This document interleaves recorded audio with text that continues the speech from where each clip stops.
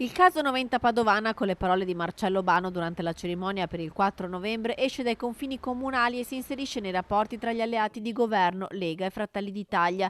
In difesa di Bano si è schierato il leghista Roberto Marcato. Credo che un sindaco abbia tutto il diritto, visto che rappresenta i cittadini e rappresenta tutti i cittadini, abbia il sacrosanto diritto di dire la propria idea. Quindi su questo non ci trovo nulla di strano.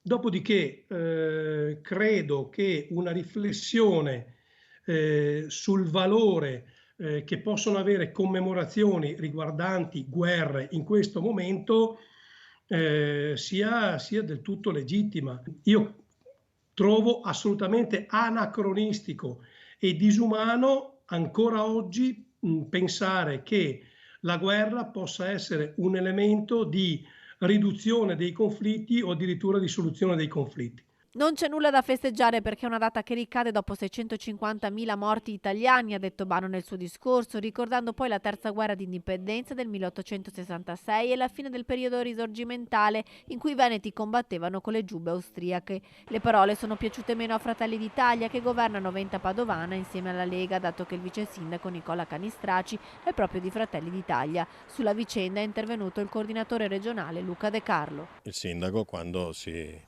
sbellica in elucubrazioni sul 4 novembre su posizioni che sono assolutamente non condivisibili dal nostro partito e che stigmatizziamo per assoluta, diciamo così, visione limitata di un contesto importante per noi, per Fratelli d'Italia, per questa nazione.